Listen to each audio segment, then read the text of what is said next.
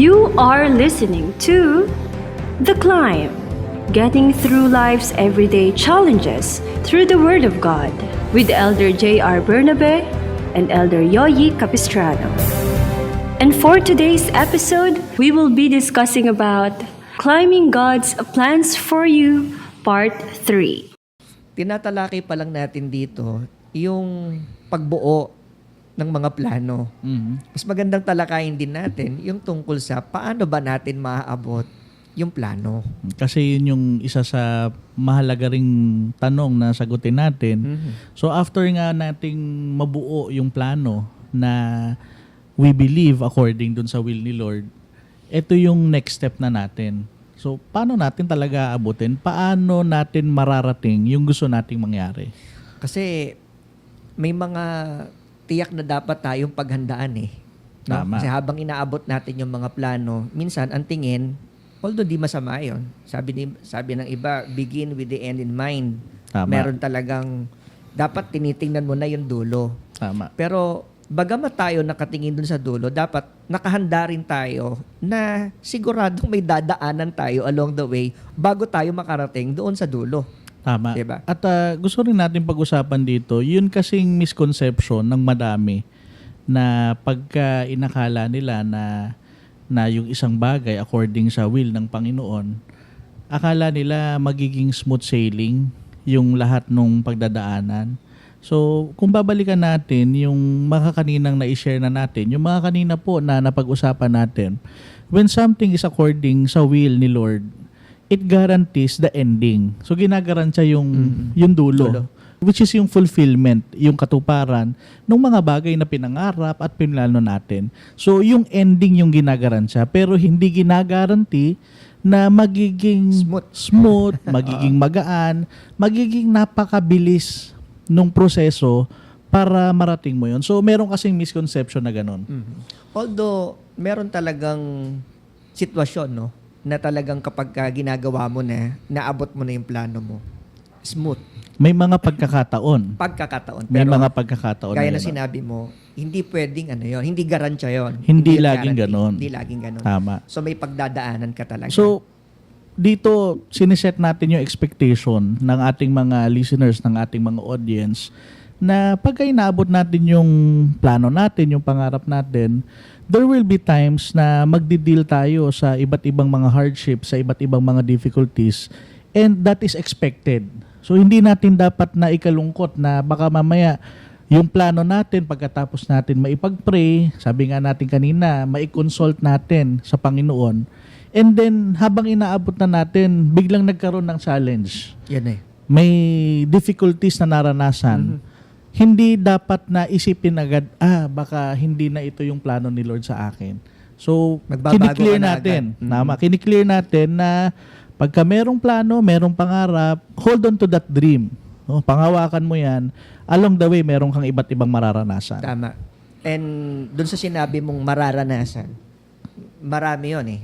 No? Ang isa sa mga halimbawa dito, yung handling delays and waiting periods, no? Oo. Na Yan ang common na Common. nararanasan ng madami, yung paghihintay. tagal, di ba?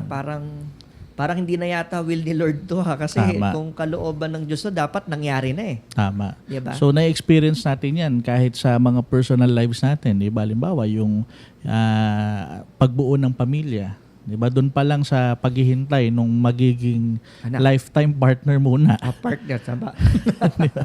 Yung magiging lifetime partner, yung iba na tatagalan, naiinip. Yung iba naman gusto magkaanak.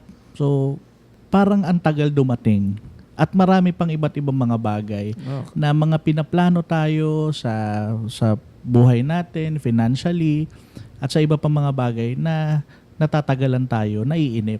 So kung dumarating yung punto na yon na naiinip ka dahil sa mga bagay na parang wala pa agad o hindi pa agad nangyayari, ang Bible naman kasi talaga merong advanced na pagtuturo para dyan. Gusto kong basahin, no? Yun nasa Isaiah chapter 55 verses 8 to 9. Sabi dito, sapagkat ang aking mga pag-iisip ay hindi ninyong mga pag-iisip, niyang inyong pamamaraan ay aking pamamaraan, sabi ng Panginoon. Sapagkat kung paanong ang langit ay higit na mataas kaysa lupa, gayon ang aking mga pamamaraan ay higit na mataas kaysa inyong mga pamamaraan at ang aking mga pag-iisip kaysa inyong mga pag-iisip. In short, there are times na parang ang hirap intindihin. Pero wag tayong ma-pressure Tama. na intindihin yung lahat ng mga nangyayari. Dahil sabi rin nung verse, di ba, yung pag-iisip talaga ni Lord, hindi natin kayang abutin eh. Yung paraan natin, iba dun sa paraan niya. Naalala ko tuloy yung isang kwento from the Bible din. Very applicable dito eh. Yung pangyayari, yung naghintay, na-discourage na siya dahil dun sa kanilang pagkainip. Parang inisip na nila na baka hindi ito yung plano. O baka may ibang plano. Tama, parang tinutukoy mo yung kay Abraham. Abraham, no? Tama. Pati kay Sarah. Kay Sarah. Oo, kasi nag-promise si Lord kay Abraham tsaka kay Sarah na magkakaanak sila. So, yung moment na yon na nakipag-usap si Lord sa kanila, from that moment, na-instill na sa puso nila na magkakaroon sila ng anak. Tama. Kakaroon sila ng pamilya, lalaki yung angkan nila. In short. Kaya lang, Kaya lang nagtagal. Nagtagal. So for several reasons, no. Say for example, si Abraham matanda na, as well as yung Sarah din. si Sarah, yung Ganun wife din. niya. And biologically, physically, they were incapable to bear a child. Tama. Imposible na mangyari sa kanila. So pero pinangako sa kanila and they held on to that promise until such time Yun na. nainip sila. Yun, nainip na. Kaya ang ginawa ni Sarah, parang di naman yata, parang may imagine natin na parang ang tagal naman. Parang di naman na yata mangyayari. Oo. Hanggang sa, yun na nga, binigay niya yung alipin niya, yung slave niya na si Agar Tama. para masipingan ni Abraham. At nangyari naman. Nagkaroon sila ng anak, Nagkaroon si sila ng Ishmael. Oo, nagkaroon sila ng anak. Kaya lang, ang tanong, yun ba? Yung gusto at plano talaga ng Panginoon para sa kanya. Pag nakita natin yung next na events, in-insist ng Panginoon kung ano talaga yung plano. Tama. So although nagkaroon na ng anak, na yun nga si Ishmael, sabi ni Lord kay Abraham na hindi yan. Meron akong anak talaga na ibibigay sa inyo. O, tsaka, bago yun, yung punto na, ano yung naging effect kay Sarah? Kasi, inunahan niya eh. Tama. Inunahan niya ang Panginoon doon sa plano sa kanya. Ang tanong, naging masaya ba siya doon? Actually, yung pangyayari na yon dahil inunahan nila yung plano ni Lord para sa kanila, sa halip na sabi nga doon sa mga fairy tale, and they live happily ever after. Hindi ganun ang nangyari. Hindi ganun yung nangyari sa kanila. Nagbunga pa ng mga problema. Tama. Nagkaroon sila ng relationship problems and etc. Dahil nga, ang sinunod nila, hindi yung plano ni Lord eh. Ang sinunod nila, yung plano nila dahil nainip sila. Pero nung i-insist sa kanila yung original plan ng Panginoon, ang maganda din naman, sumunod sila doon sa planong yon. At ang nangyari, doon na nila nakita na hindi pala kailanman pwedeng mabago ang mga bagay na sinabi na ng Panginoon na planong makakabuti para sa kanila. So, ito yung dapat din na ma-apply natin Oo. sa sarili natin. Sa atin po, mga viewers, mga listeners, na pagka inaabot natin yung mga plano, yung mga pangarap, na alam naman natin na ito'y pinayagan according to the will of the Lord, dapat tanggapin natin na there are times kailangan mo talagang hintayin. Pwede sa paghahintay, makaramdam tayo ng konting pagkainip, pero okay lang yun, normal yun sa atin eh. Pero wag tayong mawawalan ng patience na mangyayari talaga kung ano yung dapat na mangyari sa atin. Tama. At yun nga, sa sinabi mo, na kung talagang, yun talaga naman actually, mangyayari talaga yung kalooban ng Diyos. At napaka-perfect ng example talaga na yun na magagamit ng ating mga audience, ng ating mga listeners, ma-apply nila to sa kanilang ginagawang mga plano, yung mga nagpaplanong, alam niyo, yung mga mag-a-abroad. Tama. Di ba? Parang, Minsan, yan ang matagal na hinihintay din diba? talaga. Tagal, parang wala pa, parang tagal na, dami na nilang ginastos. Nakaipake na, hindi pa makaalis. Oo nga, hindi natin ginagawang katatawanan. Tama, pero tama. ito Oo. yung sa atin, dito sa Philippines, ito yung madalas na nangyayari. Tama, at may sitwasyon pa na nasa airport na mismo, nandun na lahat, nandun na yung gamit, pero na-hold. Tama. Di ba? So, ang sakit nun, kung titingnan natin, talagang maiintindihan natin yung mga naka-experience nito. Pero enough ba para sabihin kung hindi ko na dapat ituloy?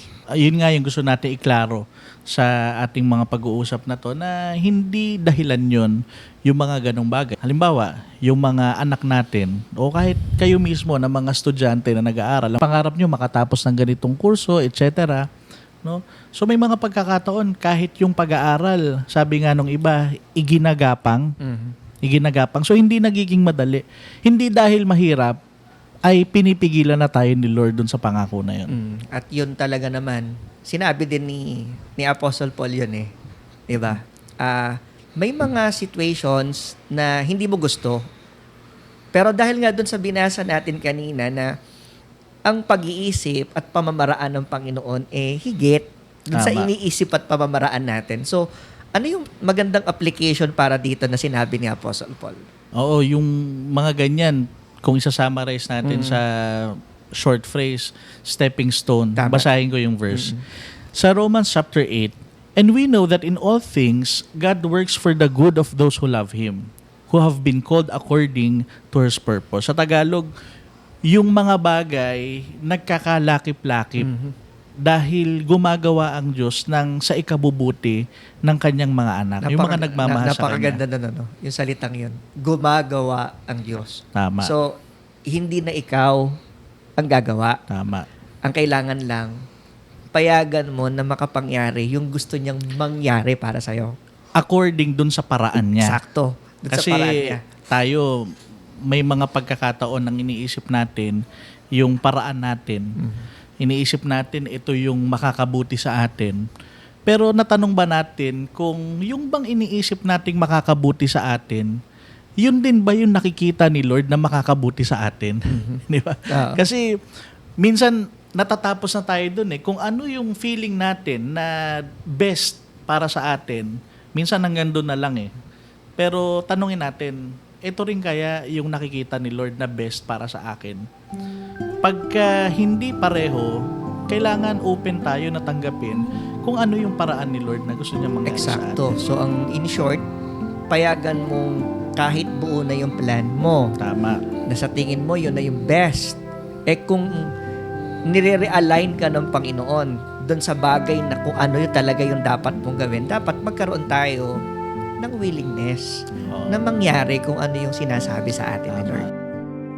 Lord, salamat po uli sa patuloy mong pagbibigay sa amin ng direksyon. Natuto kami na maintindihan kung gaano po kahalaga na magtiwala sa iyo sa lahat ng aming mga pinaplano. Sorry po kung dumating sa mga pagkakataon na pinipilit po namin yung gusto namin. Mga pagkakataon na hindi namin naikonsulta ang aming mga plano sa iyo. Nasaktan kami, nabigo kami at naintindihan naming kami rin ang gumagawa nito pagkaminsan. Ngunit salamat sa pagtutuwid mo, salamat sa mga corrections, at sa tulong mo, naniniwala kami, magagawa naming ikonsulta at ipagkatiwala ang lahat ng aming mga plano, aming mga goals upang maging masaya kami at ma-experience namin ang marami pang mga pagtatagumpay na gagawin mo sa aming buhay. Lord, umaasa kami na ibe-bless mo po ang lahat ng mga listeners, ibe-bless mo po ang lahat ng aming mga viewers. Ikaw ang tutulong, ikaw ang magpapala sa kanilang mga pangarap, sa kanilang mga trabaho at pag-aaral. Hinihiling po namin ito, Lord, sa iyong pangalang Jesus na amin pong tagapagligtas. Amen. Aakyat ka ba? O aakyat ka pa? Thank you for being part of our discussion. To know more about us, you may follow our social media pages. On Facebook, search for MHC Media Facebook page. On YouTube, search for the Most Holy Church YouTube channel. Let us continue to be inspired by the Word of God every Sunday, 7 o'clock in the evening, only here in The Climb.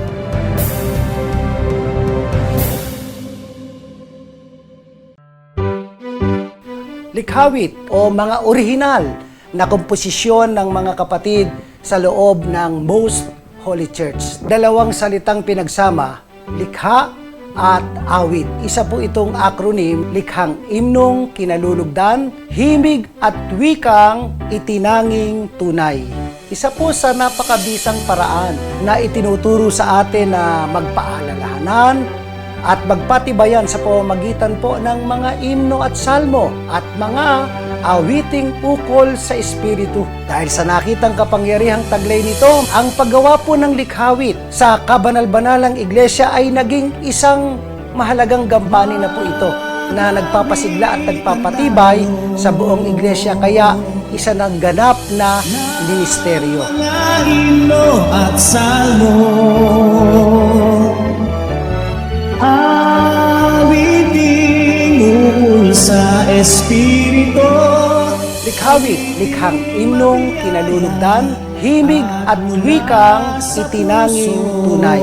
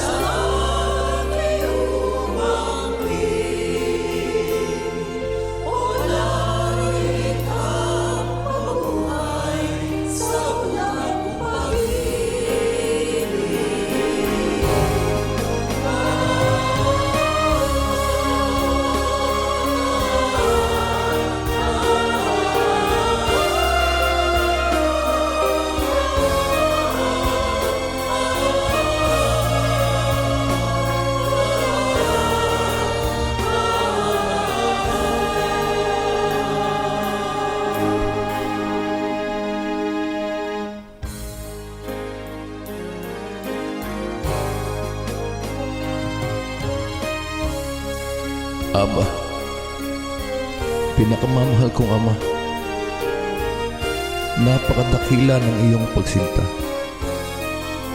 Mula noon hanggang ngayon, oo, magpakailanman, hindi ka nagbabago sa iyong pagmamahal.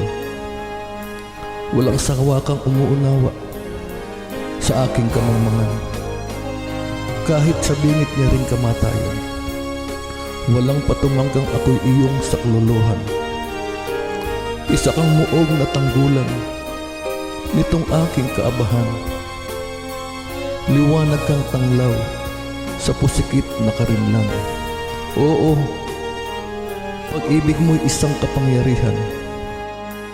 Kung sakdal katapatan na aking maingatan, wangis mong kabanalan, tataglayin kong isang larawan, gaya nila, mga kapatid kong tagumpay na, sa duyan ng unang pag-ibig,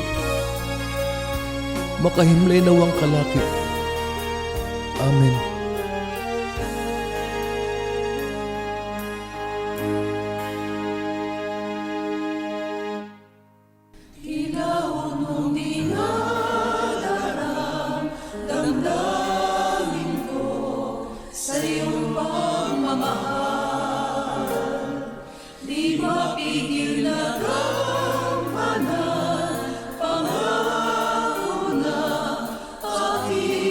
Sinumpaan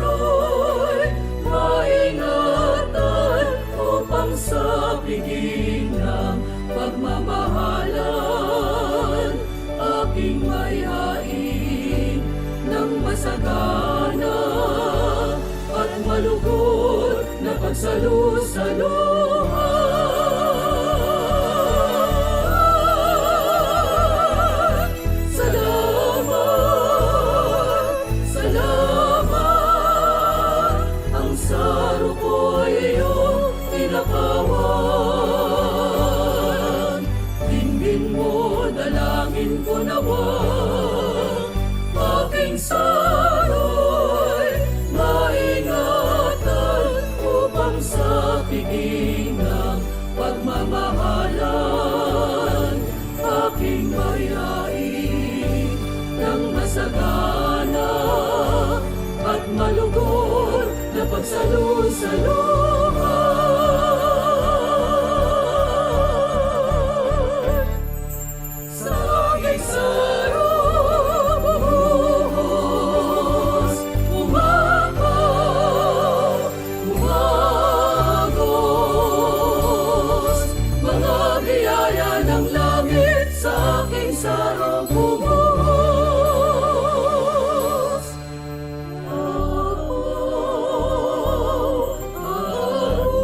Aros, pagpuri sa'yo, O Hari.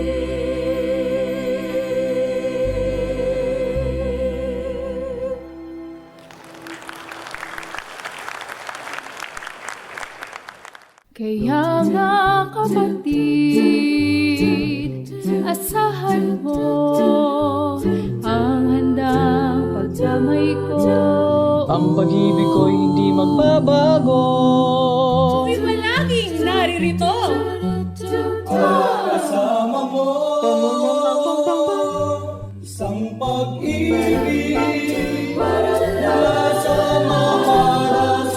atin, isang pag-ibig nagpaging banal sa atin, isang pag-ibig na dapat nating pagnilasin, isang pag-ibig, isang ipangalaman sa atin. Dahil sa isang pag-ibig, Tayo naging magkakapatid. Sumagana panawa ang ating pag-iibigan na nagpapayuhan gaya na Halik na magkaibigan. Upang ang Diyos sa atin ay manahan, maging manina sa ating pag-ibigan. Amore mula sa mapara sa atin sa tutinta na nagpaging banal sa atin, hanawi sarap na dapat nating paglingasin, rakdayaw isang tipang nagbuklod sa atin. Dahil sa isang pag-ibig, tayo naging magkakapatid. Nasaan ka mang panig ng mundo, anumang sitwasyon. Kalagayan mo, Dahil sa isang tipan, isang Pag-ibig ang nabuo. ako'y narito. handang ibig sa'yo. Init ang pakatandaan mo, kapatid, ikaw ay pinakaibig ko. Wang ai ni siyang di. I love you.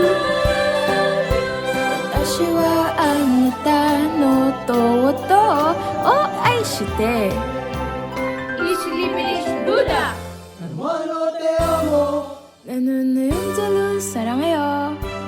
kapatid. Ibig kita.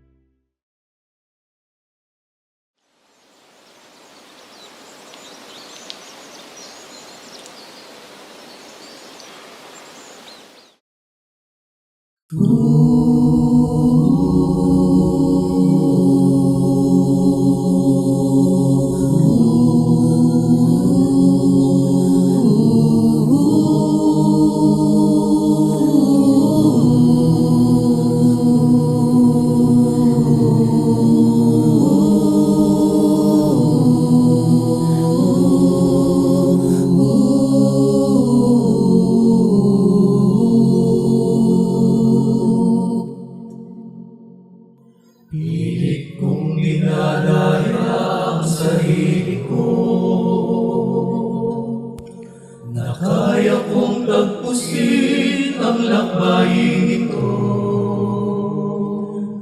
Ngunit unti-unti nararamdaman ko nauupos na pala ang kalakasan ko.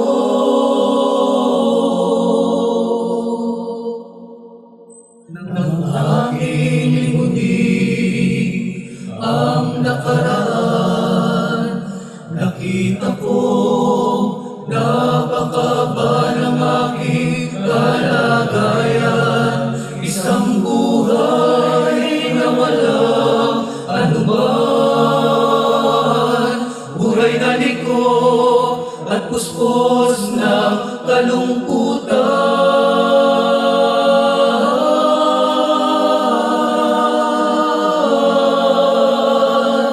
Ngunit nang ako ay hirangin ng kataas-taasan, isang dakilang kapalaran ang nasumpungan, karangalang kapatid ay pagsilbihan, pakainin at pangalagaan.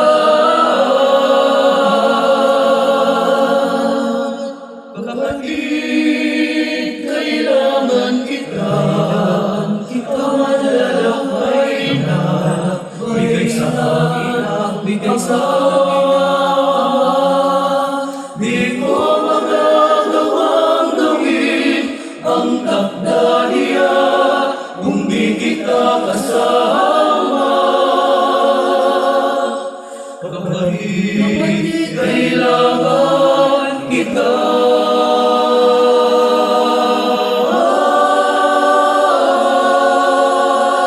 Karangalan ko ikaw, kapatid, karangalan ko ikaw. Ito'y aking isisigaw, karangalan ko ikaw. Pagyakap ng Diyos na naranasan ko, siyang pag-ibig na ipaglilingkod sa'yo.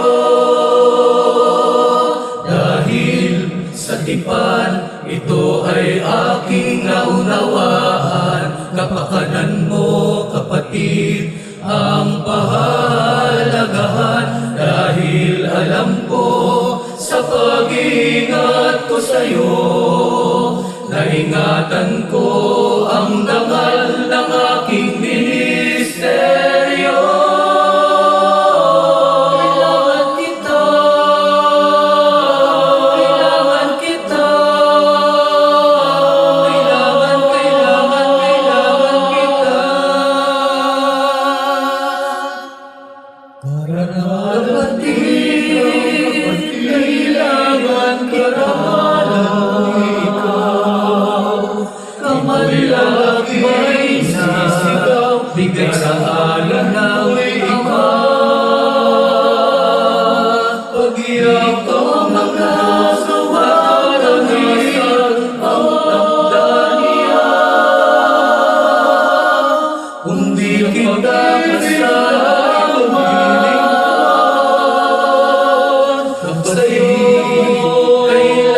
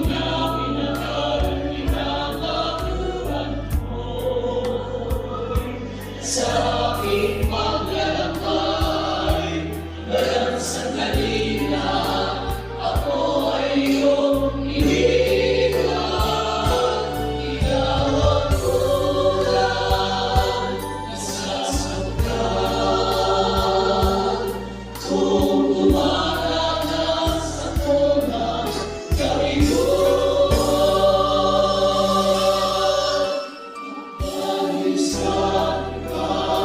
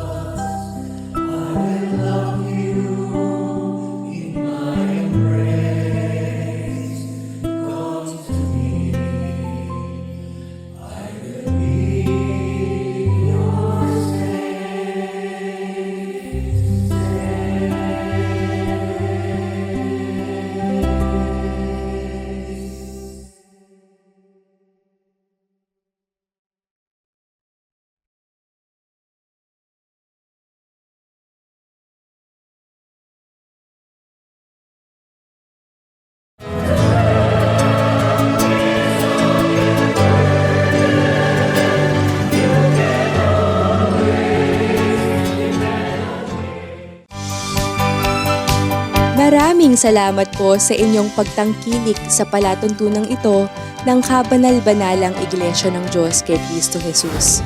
Kung nais po ninyong mapanood ang iba pa naming programa at upang lubos po ninyong makilala ang kabanal-banalang Iglesia ng Diyos kay Kristo Jesus, mag-subscribe sa ating YouTube channel na The Most Holy Church, bisitahin ang aming Facebook page na MHC Media.